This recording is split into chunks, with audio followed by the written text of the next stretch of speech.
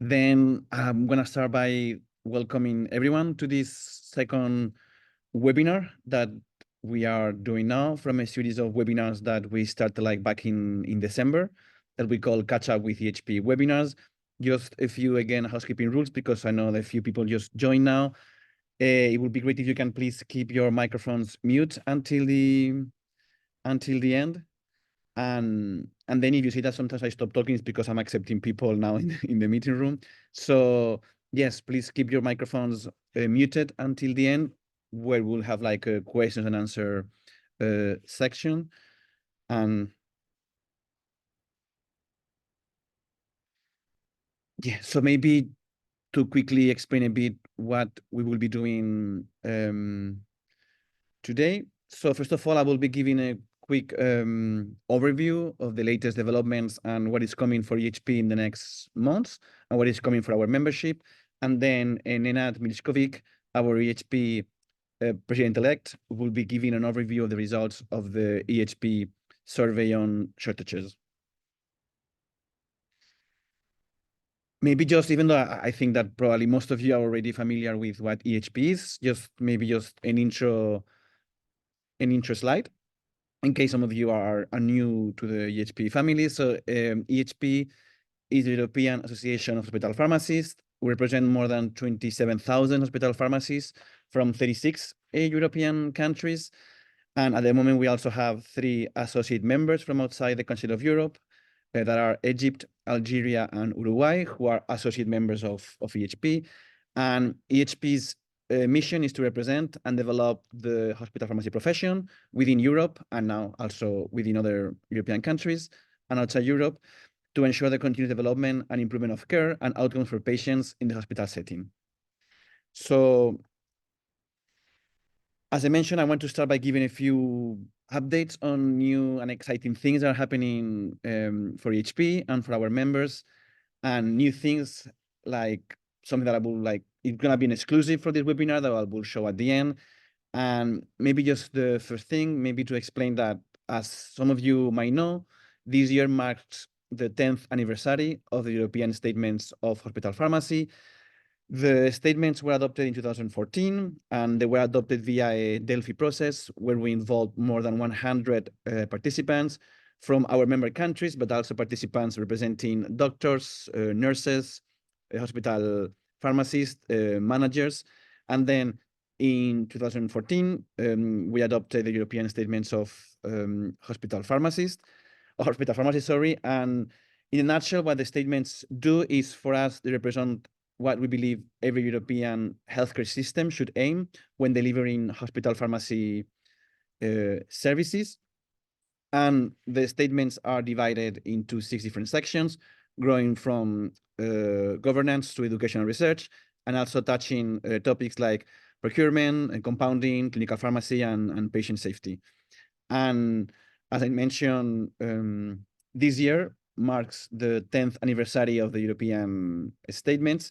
The first thing that we have done is we have created this logo that you might have seen already on social media and on our website, because for us it's a very, very important year, because as you might know, if you've come to Congress or if you're familiar with EHP, everything that we do, all of our activities and projects are linked with the European statements. So for us, really, the statements are at the center of everything that we do, from policy to projects to educational events.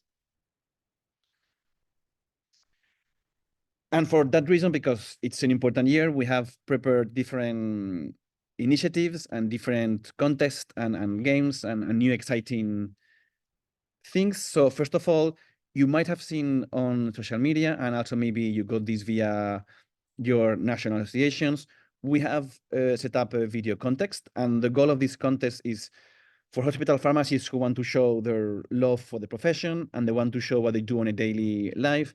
The goal is to record a very short video, maximum 5 minutes, that could even be recorded with your phone. And the idea is, in that videos, we want hospital pharmacists to show a day in the life of a hospital pharmacist.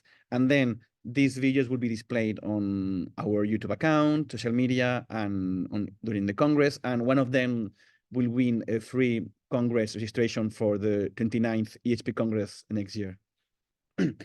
But we also have another game that is going to be happening at the booth in Bordeaux. It's the HP booth number 9. And in the booth, you will find, for those who come to Bordeaux, we will have like a statements wheel, and there will be questions about the statements, easy questions, but still questions that really are about the statements and about EHP activities. And then for the people who answer the questions, we will have gifts going from like notebooks, isothermic recycled mugs, tote bags, stickers. And then besides that, if you want, you can register yourself, and you can have you can enter a raffle for another free Congress registration for next year.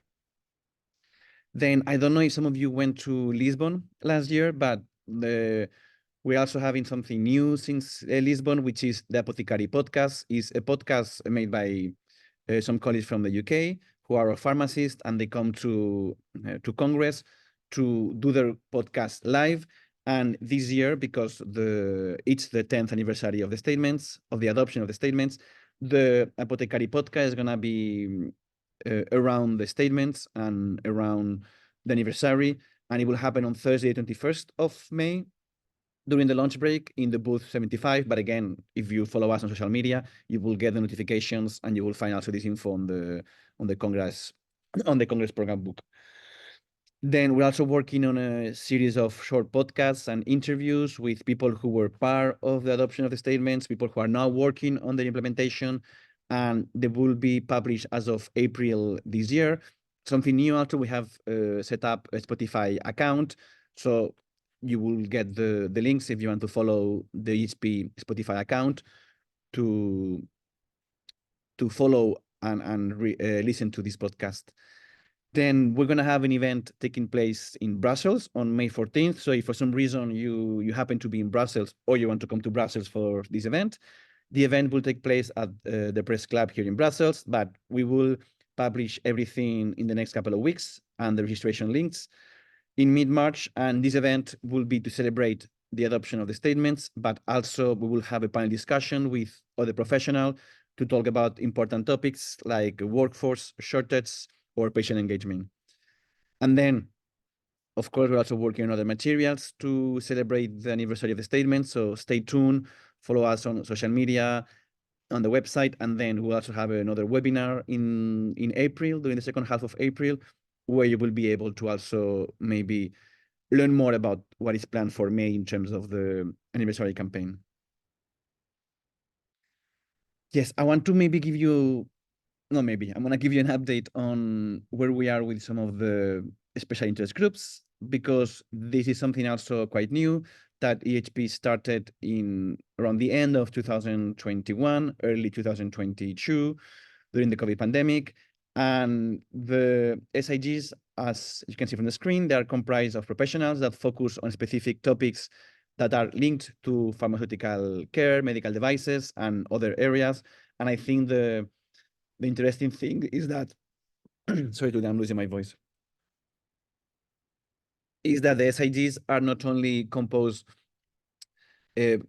by hospital pharmacists, but you also have other professionals like doctors, nurses, people representing patients, and hospital managers, for instance. So that's way we can get feedback from all the professionals who are working in the hospital setting, and we can achieve better outcomes for the reports that are published by the groups. Maybe you can see here a list of the SIGs that are open and closed at the moment, and you can find all this information on the EHP website. We have a dedicated page for SIGs, where you can find also all the reports that have been already published by the SIGs. And at the moment, we have only 3 SIGs that are open, and I just wanted to maybe just quickly go through them, also because some things are going to be happening around these SIGs in the following months. So the first SIG that is still open is the SIG on automated medication management.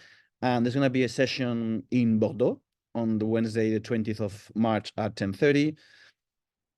And during this session in Bordeaux, if you are in Bordeaux, you can attend this session, and then you will get an overview of the work that the SIG has been doing.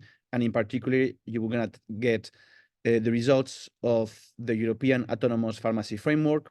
The SIG has been working on developing the different levels of automation and different items that need to be achieved in terms of further advancing automation within your pharmacy. And this very detailed framework will be published during Congress time. And then after Congress, of course, you will be able to also access this via our website and via your national boards. And then at the same time, this SIG has created a very detailed Excel file spreadsheet that you will be able to download to complete this Excel file, and then you will get an overview of where your hospital is at when it comes to the European Autonomous Framework. And then no worries, because more details will be shared with everyone in the next couple of weeks. But if you're in Bordeaux, this is going to be presented at the Congress. Then we also have another SIG that is now still open, is the SIG on controlled substance management. And the group is working on understanding and assessing the situation in Europe when it comes to the management of controlled substances. And at the same time, it's working on developing recommendations and new policies to move towards a better and safer management of these substances. And then now that you're all here, I can let you know that we're going to launch a short survey this week, probably on Thursday or Friday, which it's only 5 questions, because we know that sometimes surveys can be like very long, but it's like a very short question that we will kindly ask all European hospital pharmacies to complete. And the survey will be open until the end of March. And again, this will be sent to you via your national boards, or if not, you can find it on our website and social media. But we are really kindly asking hospital pharmacies to complete this feedback, because we need this feedback for the SIG to work on the final outcomes and the report that at the end will produce a set list of recommendations in terms of what could be, let's say, improved to move towards a safer management of these substances. Then I just wanted to let you know that we have a very new SIG that is going to be working on reducing medication errors and improving efficiency in oncology. And the SIG had the first meeting in mid-January, so we're still at the very early stage. It's going to be opening probably a new call for members at the end of this year, because this SIG will be divided into 2 different phases, but we will inform everyone about this at one point in fall. But yes, the SIG is working now, and the aim is to present the results at one point around the end of 2025, early 2026. Yes, I wanted to also quickly talk about the environmental sustainability roadmap and the working group that in EHP is working on reducing the environmental burden of hospital pharmacies, because we're going to have a session on this also in Bordeaux on the 22nd of March on Friday. It's happening at 9:30 a.m., but you can find all the information on the Congress program book and the Congress agenda. And this working group is working, as I mentioned, on finding, first of all, on gathering and collecting best practices of what is being doing, what some countries and what hospitals are doing in Europe. So then the idea is that this group is going to produce a white paper and a roadmap that will be published in the second half of 2024, most likely at one point in June, July this year. And then something that I think it's important for everyone is that this working group is creating a system to collect feedback and exchange practices on sustainability. But this will be announced around May, June this year. So also stay tuned, because we're going to create a sort of platform where people who are interested on sustainability can join and can exchange best practices and ask questions to maybe other pharmacies who are working on this within their own hospitals. And then at the same time, because we're still, even though after we publish this paper, the working group will most likely keep working on this after summer. And because we always want to find enthusiastic and interested pharmacists who want to help us out on this project, we're going to have an open for members that you could find on the booth in Congress. So if you're in Bordeaux, we'll have like a sort of sheet where people can register with a QR code, and you can like upload information in a Google Doc form, and then this will be sent to the chairs of the working group, and then you will be contacted for the next steps of the working group. But anyhow, even if you're not coming to Bordeaux, this will be available on our website and social media. Yeah, I wanted also to briefly talk about this because we have published the 2024 European Parliament Manifesto, which, as you know, we have European elections now in June, and we have created this manifesto with the 5 main topics that we believe should really be addressed in terms of health in the next election cycle. So if you want to download this manifesto and have a look at it, share it with your colleagues, but also maybe share it with relevant stakeholders or politicians or MEPs that are candidates within your region, you can download the manifesto that you can find on our website. And if for some reason you don't find it, you can always contact the team at info@ehp.eu, but you will have the email at the end, and then you can contact us and we will send you the manifesto. Yeah, so this is what I was talking before. That is something very, very new that we are very, very excited, is that on the 27th of March, we're going to have the first ever World Hospital Pharmacy Day. And it's going to be happening on the 27th of March. So we still have time to work on this and for everyone to join this campaign. First of all, this day has been created to highlight the importance of hospital pharmacies. As you can say by the name, it's not the World Hospital Pharmacist Day, it's the Hospital Pharmacy Day, because we want to celebrate all the professionals working in the hospital pharmacies, like pharmacists, nurses, technicians, or admin staff.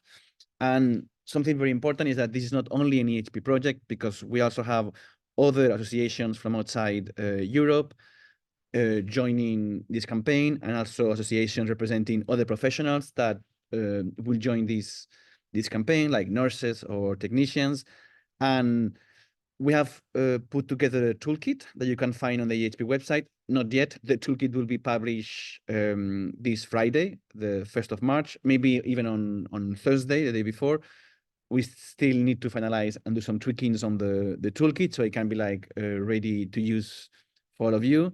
But anyhow, if you follow us on Twitter, Facebook, or social media, once we publish this toolkit, we will you will be aware of this and you will be able to access. And at the same time, you can always contact us, or you can contact your contacts within your national associations to get also this toolkit and to get more information. And we're always here in case you have new ideas about how to be part of this campaign. And this toolkit will include campaign materials, best practices. It will include like filters you can use for Instagram, for Facebook. It would include posts that you can personalize with your own sentences. Some of them will be already made by us, but you can use your own ones. You will have also like a small banner that you can use and put on the signature in your hospital. So maybe other colleagues can check, and then they can link on the small banner in your signature in your email, and then they can check the materials. And having said that, also we are going to have at the EHP booth during Congress in Bordeaux, we have recycled stickers, of course recycled because now we do everything recycling in terms of trying to also respect the environment, also because that's the theme of the Congress. And you can find hospital pharmacy stickers, and also you can have bags, tote bags with the hospital pharmacy logo. So if you're in Bordeaux, stop by the booth and just ask. If you don't meet someone from our team, you can ask to get the materials, and you can get stickers that you can use to put on the back of your computer, to put on your coat, to put on the door, or wherever you want to put these stickers. Also because they're recycled, so they can like be used, and they're easy then to like take off. And the same thing for the hospital pharmacy bags. You can just stop by the booth and ask the team to get one. And yes, maybe just to quickly, before finishing, just also to mention that, as I mentioned, this will be launched in terms of the materials at the latest this Friday. And then the actual day is the 27th of March. But because we're going to propose some ideas and also some things that you can use to be part of this campaign. If you want to do, of course, something else and you want to work with your colleagues and maybe invite them for a coffee, and then you can even do like a small video with your colleagues about this day, also with nurses or technicians, and then share these videos with the team. And then we can publish on social media. And then the hashtag, you will get that in the toolkit, but the hashtag will be hashtag Hospital Pharmacy Day. So also if you do everything with this campaign, just tag EHP or use the hashtag, and then we'll retweet what you're doing, or we'll repost on Facebook and LinkedIn. And then before handing the webinar over to Nenad, I wanted to also take this opportunity to briefly talk a bit about something that is also very new, is the European Council for Pharmacy Education Accreditation. This was set up by EHP and by the European Society of Clinical Pharmacy as an independent accreditation body. And this body is already now, since fall 2023, doing the accreditation of different educational events. At the moment, 3 educational events have already been gone through the ECFA accreditation process, and there are other events in the pipeline that will be going through the ECFA accreditation process. Also, if you are coming to Bordeaux, you probably received the email already that the EHP Congress now will not only have the ECPE credits, but it will have also the ECFA credits, but everything will be explained to all the participants in an email, so don't worry about that. But just so you know that also the EHP Congress will have the ECFA credits. And then I think it's also very important that now we have a strong network of independent reviewers that has been set up, and we're working on also new things linked with ECFA. So there is an ECFA LinkedIn and an ECFA Twitter and an ECFA Facebook page. So if you can follow on social media or also go to the ECFA website, you will be able to learn a bit more about ECFA.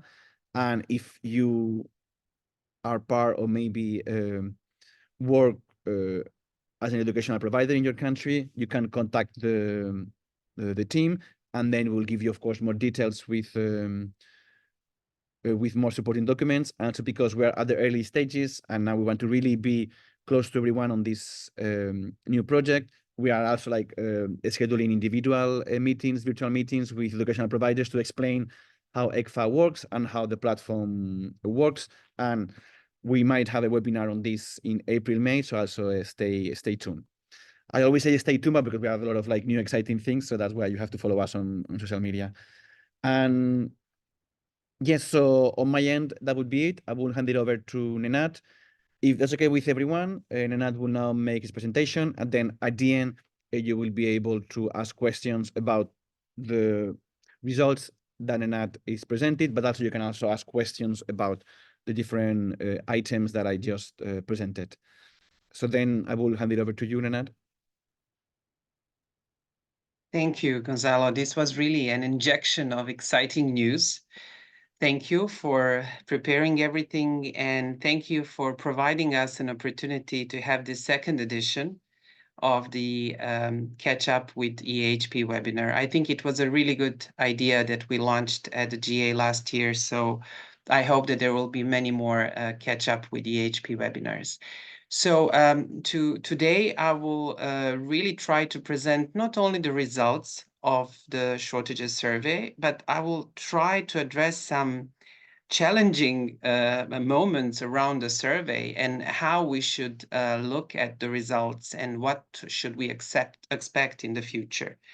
And basically, I will start with a very short introduction about the context of this survey, which is completely different than 10 years ago, not only just because it's 10 years later, but the whole setup on shortages has significantly changed.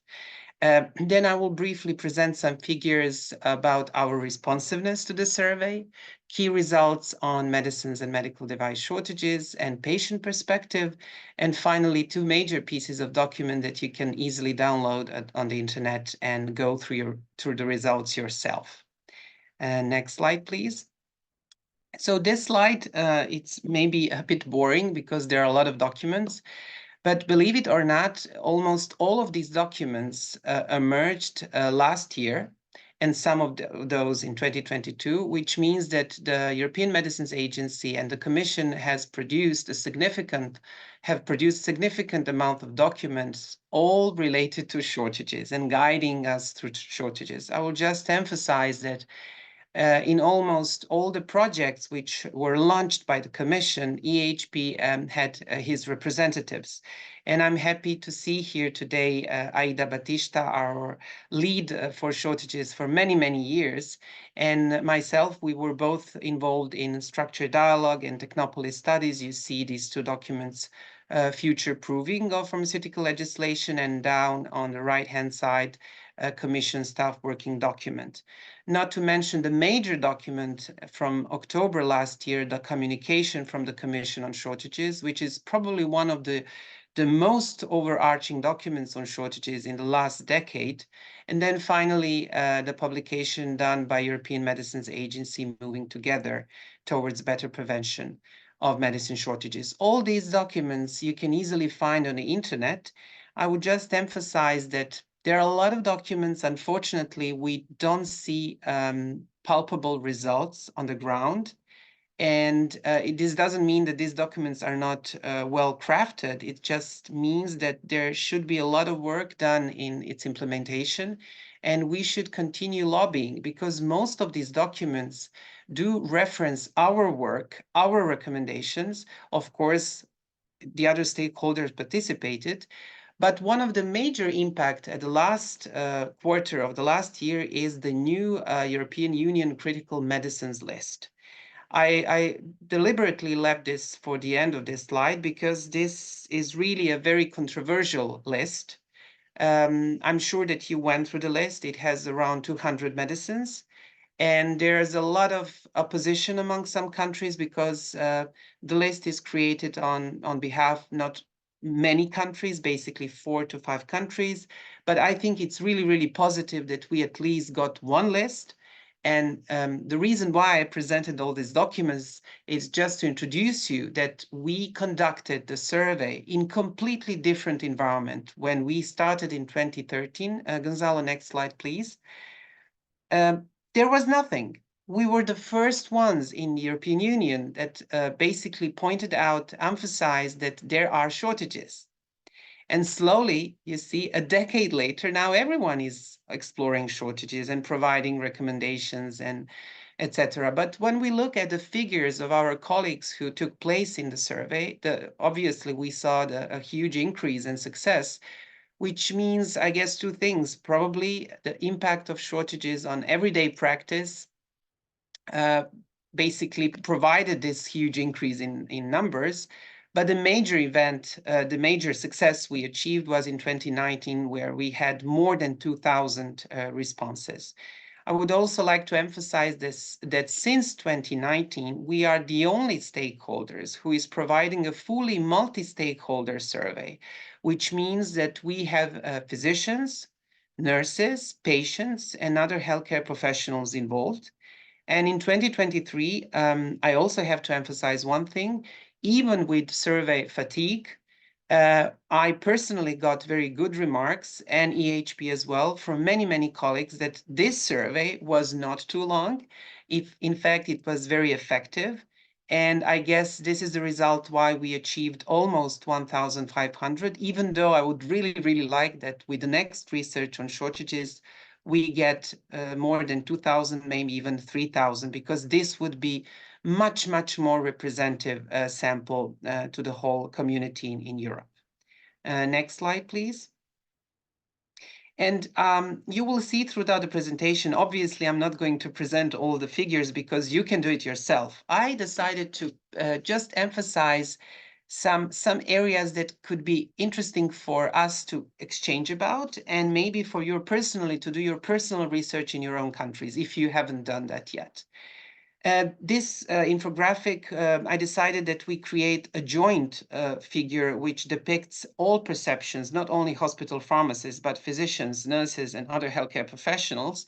And we see there is a lot of similarity. So almost all the groups found antimicrobials are as the most affected by shortages, followed by anesthetic, analgesic medicines, oncology medicines, pediatric medicines. I don't even need to explain how dreadful is to have these 4 groups of medicines mostly affected, because obviously the effect of these shortages is a major one. Next slide, please. And then when it comes to causes of medicine shortages, nothing has changed really. If you look back in 2018, 2019, usually the perception is that shortages are caused by active pharmaceutical ingredient shortages, manufacturing problems, supply chain problems. What's interesting that physicians almost always find prices to be the main driver, and other healthcare professionals also consider supply chain problem as one of the major issues for medicine shortages. Next slide, please. This edition of our shortage was exactly the best moment that we used to introduce a new question. And I just started this presentation with the European Union list of critical medicines. What EHP strongly fought for during the structured dialogue with the Commission and during the Technopolis study that IDA participated is that criticality is extremely sensitive area to define. What's critical for one healthcare professional or for one patient might not be critical for another one.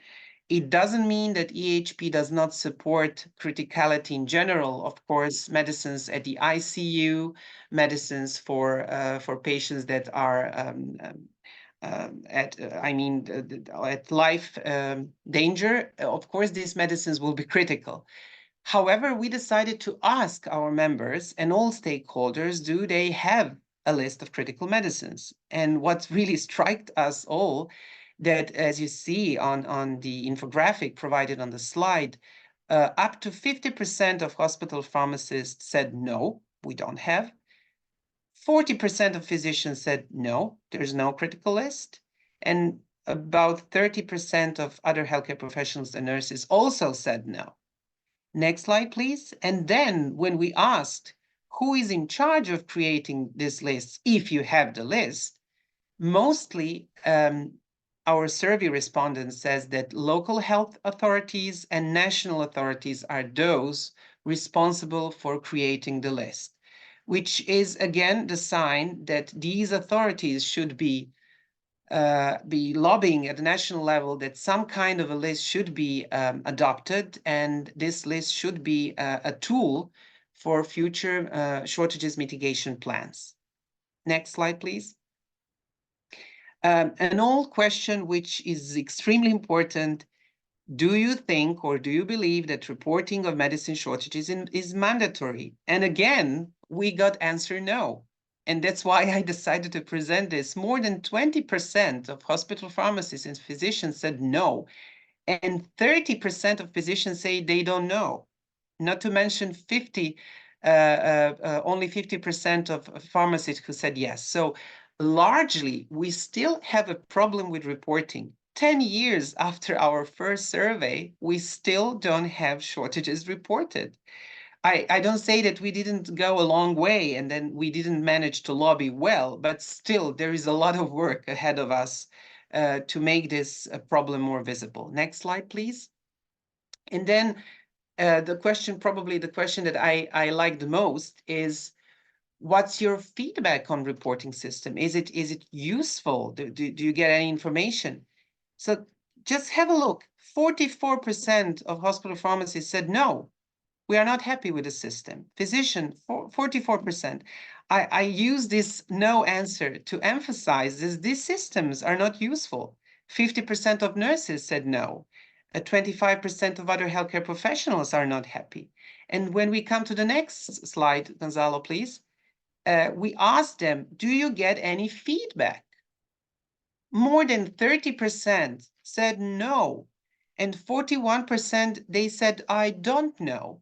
So basically, even if you have a system and you report something, I'm not saying that in many countries these systems work, but in most of these answers in this particular sample, many survey respondents don't have any feedback on what happened, which is really, really dreadful for the sake of mitigation of shortages. Next slide, please.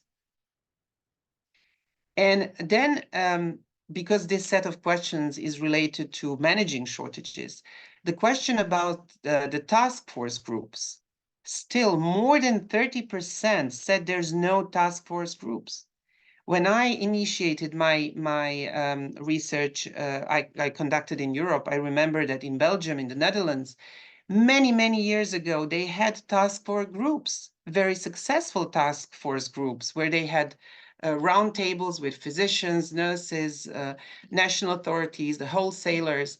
We still lack these task force groups. Even when they exist, usually the answer is that they exist at national level and in hospital level, usually comprised by hospital pharmacists. And on the next slide, we can see that those task force groups and those pharmacists involved, when you ask them, do you consult any database? What kind of a database you usually try to see before you start forecasting your own shortages? Look at the numbers. 68% said no, we don't look at the database. 19% they don't know. And among those who look at the database, usually it's EMA's database, FDA, the Americans ones, and I personally really like the Australian ones, the TGA, which is very useful. But what strikes me that it's very difficult to work in your local setting without trying to get some insight on what's going on around you. And still, hospital pharmacists are not consulting databases, at least this sample, which means that we have to work on this area as well. Next slide, please. This question was also recently introduced, and it's particularly related to a fact how quickly you can manage a shortage in your hospital pharmacy. And the question was around the fact that usually the systems, prescribing systems, dispensing systems in your hospital, are they are they fed with information on shortages? And 70% of hospital pharmacists said no. There's no information introduced in the system, which means that usually you have to do everything manually. I don't want to mention even the percentage of potential errors in prescribing errors or trying to get information to your fellow physician or nurses, because the system is not compatible and this information is not shared. I don't want to say that there are no 40% of those who said yes, but this percentage is really small. And it means that the systems should be adapted and internal procedures in hospitals should be adapted to the reality and these frequent shortages, which means that the information should be fed into the system easily. Next slide, please, Gonzalo. And another question, we talked about task force groups, we talked about critical medicines list, and then boom. If you read the protocols, the American protocol, EMA's protocol, national protocols, everyone is talking about contingency plans. So we said, okay, let's ask our stakeholders, our colleagues, do you have a contingency plan? Almost 60% of participants said no. 59% physicians said nope. Nurses, 50%. Can you imagine? How can we mitigate shortages if we don't have any contingency plans, even for a limited number of medicines? Of course, we have more than 30% of those who said yes, which is great, but there is almost 60 of those who don't have contingency plans. And the next slide will also relieve what the impact this leaves on our patients without contingency plans, without task force groups. Luckily, or I don't know if I should say luckily, but mostly mild impact and moderate impact is seen by most of the stakeholders. However, if you look at the right-hand side of the slide, the severe impact is mostly seen by hospital pharmacists, less by physicians and nurses, and more or less the same as us is the perception of other healthcare professionals. This is not surprising, because usually what happens is that we mitigate shortages before they even reach physicians and nurses. And that's why they don't know that this happened. And probably that's the origin for this perception. Next slide, please. Impact is usually, as expected, delays in care, suboptimal treatment, transfer of patient. But of course, you can see this in the publication. The next slide is even more important to us, and I would really concentrate on this slide. If you just take 3 impacts, which is delays in care, delays in therapy, suboptimal treatment, and cancellation of care, and if you compare the figures from 2023 compared to 2019, it's horrible. Just look at the figures: 42%, now 59%. 28% for suboptimal treatment. Now 43% of hospital pharmacists consider suboptimal treatment as an impact. 35% of cancellation of care compared to 27% in 2019. All of these are really signs that shortages are not well mitigated, and that the problem is not going to be better, it's going to be worse.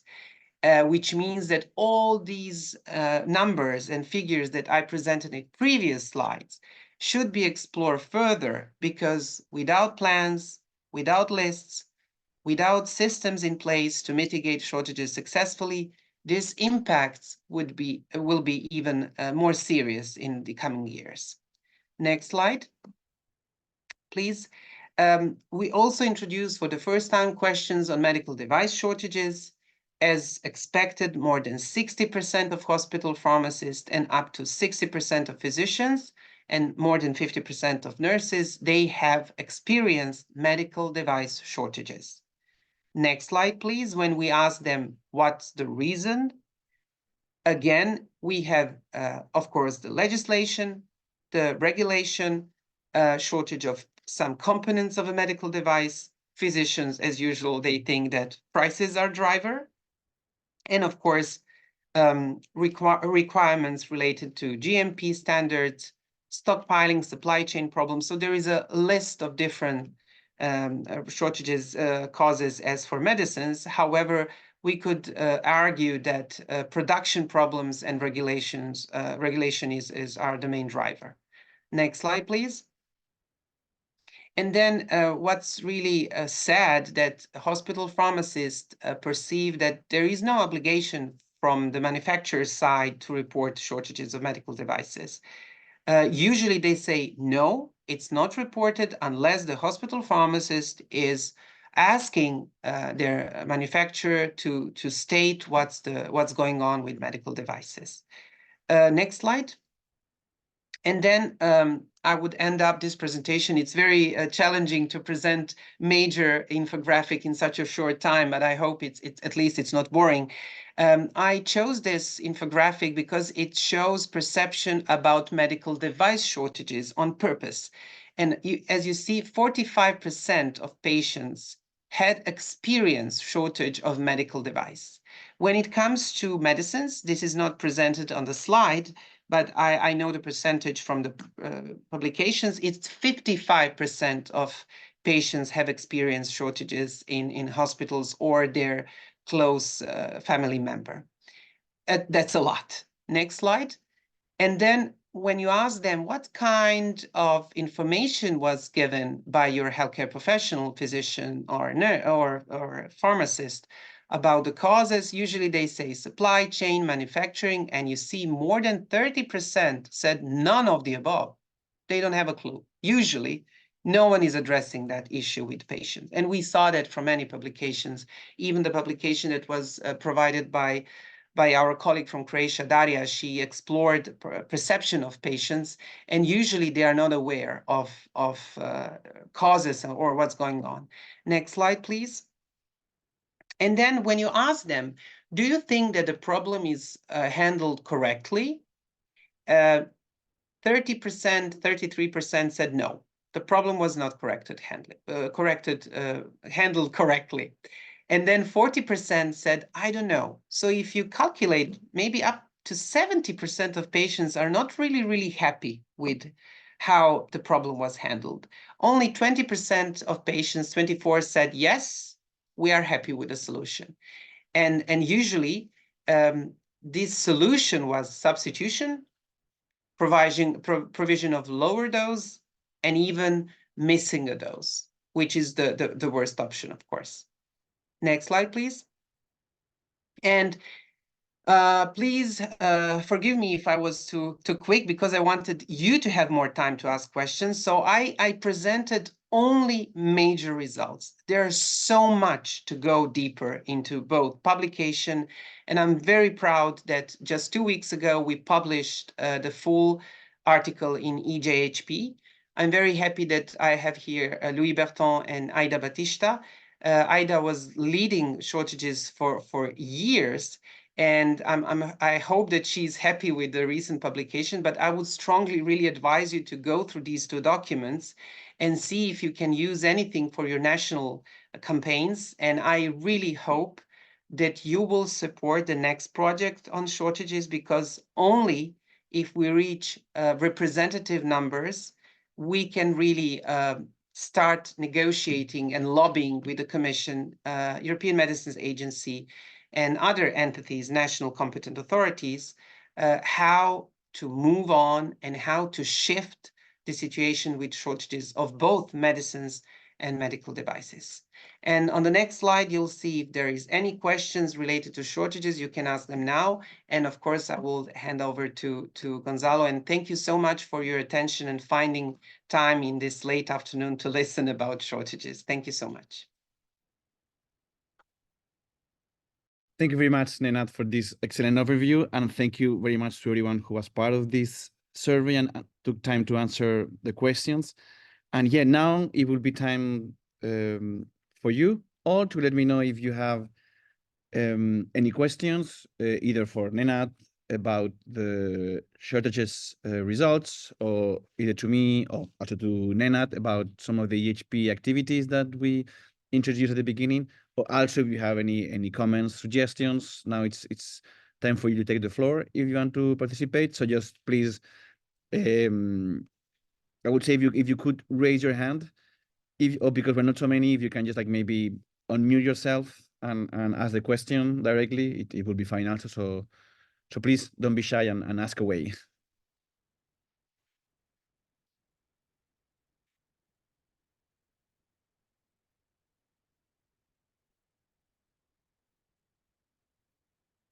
I will give everyone a couple of seconds so they can think about questions. Probably that's the reason.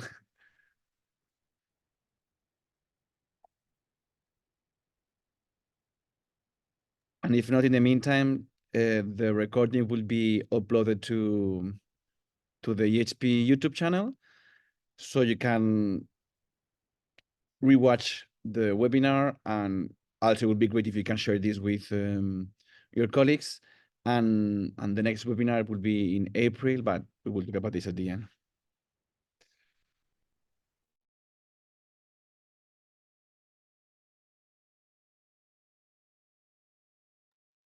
I think everyone is tired.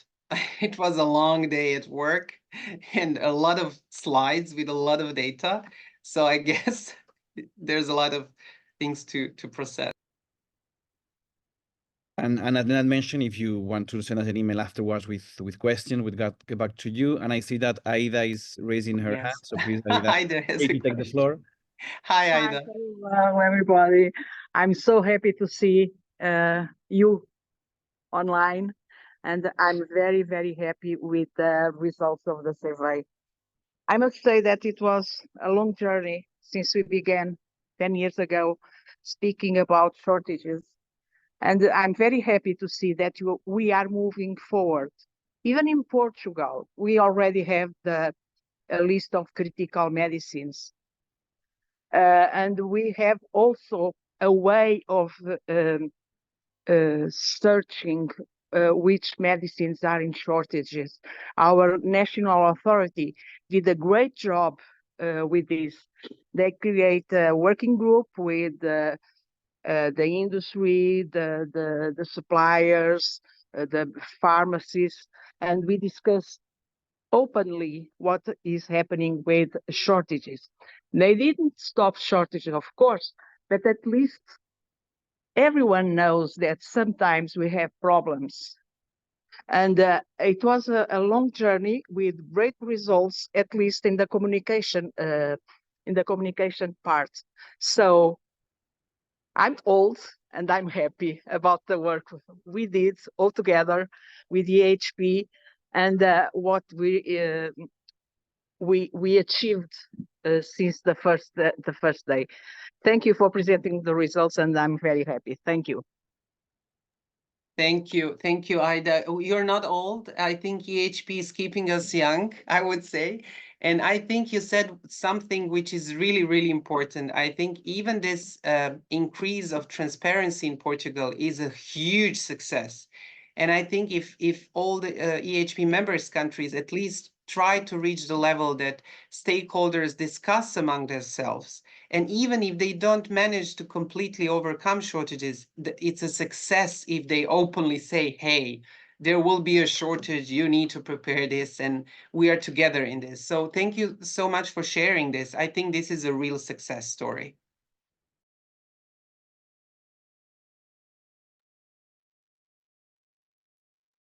We have a comment from Dr. Remy that everything was clear and there are no questions, which is, oh, and Gerard, thank you so much, guys. That means that it was clear, at least. So I don't know if that's, oh, yeah, Diana Matic has a question.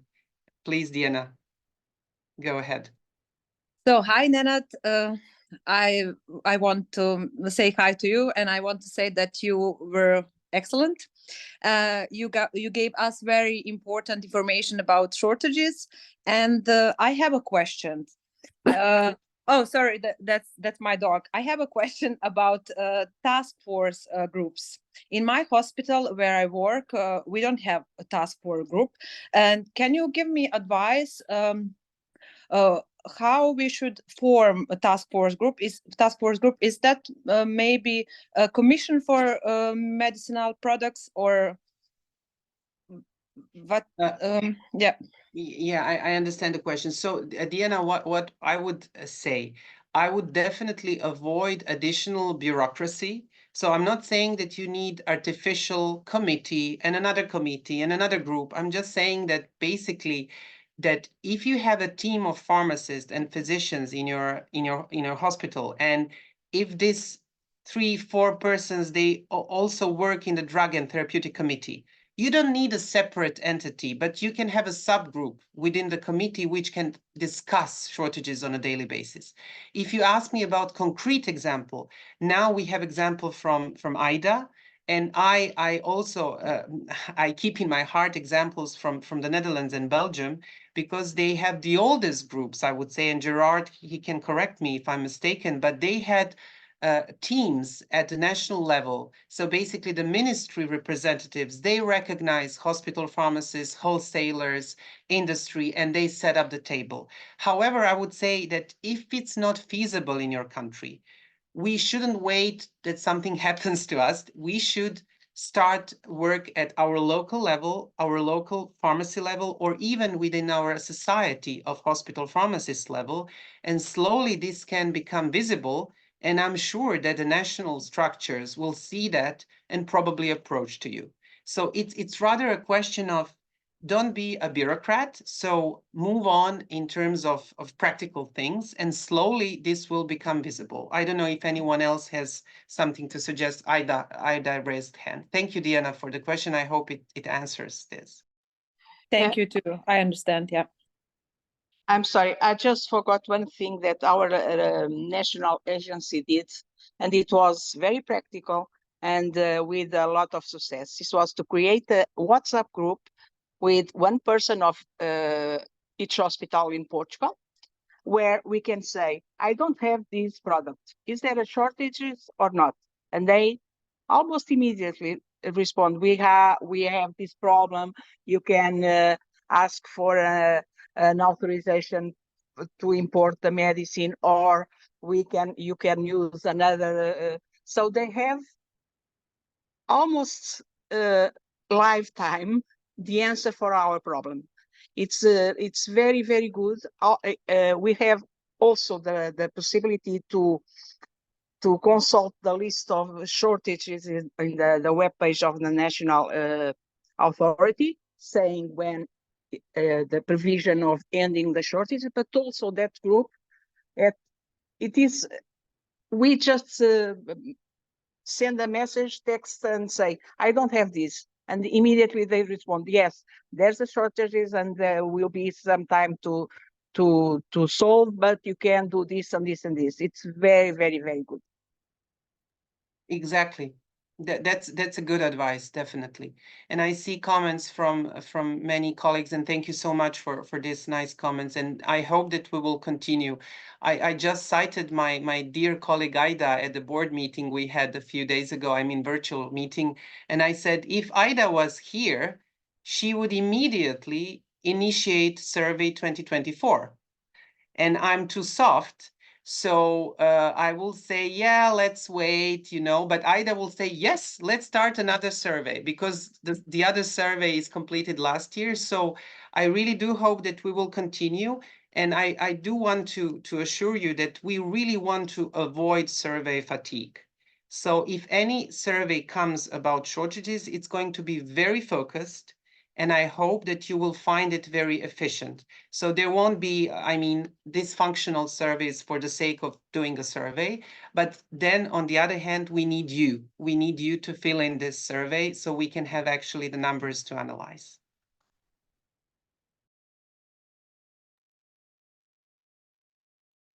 So I think if we don't have more questions, maybe just to quickly invite everyone to Bordeaux in case you haven't registered already, but I think you probably all registered. We'll be happy to see you there from the 20th to the 22nd of March. And then, as I mentioned at the beginning, if you have any questions about what Nenad or I presented, you can send me an email to info@ehp.eu. And then if you go to the Congress in Bordeaux, you can stop by the booth number 9 at the exhibition area, where some team members and some board members will be at some times at the booth, and you can meet us, and also we'll have a lot of materials and brochures you can take, in particular linked with the anniversary of the statements and the Hospital Pharmacy Day. So looking forward to meeting you all in Bordeaux, also because you will hear about even more surprises and more things that will happen in the second half of this year. And yeah, then I would say thank you everyone for your time. Thank you for joining today. It would be great if you can also maybe spread information about this webinar to your colleagues, so they can also join the next one that will happen during the second half of April. We will send you details in early April, but the next one will be in the 3rd or 4th week of April. And that's it on my end. Nenad, I don't know if you want to say anything before saying goodbye to everyone, but... No, thank you, Gonzalo, for organizing everything and doing everything so well for this. No, thanks to you. Thanks for everyone, and talk to you soon, and hopefully see you in Bordeaux. Yeah. Thank you very much. Have a nice evening. Thank you. Have a nice evening. Bye. Thanks, Gonzalo. Thanks, Nenad.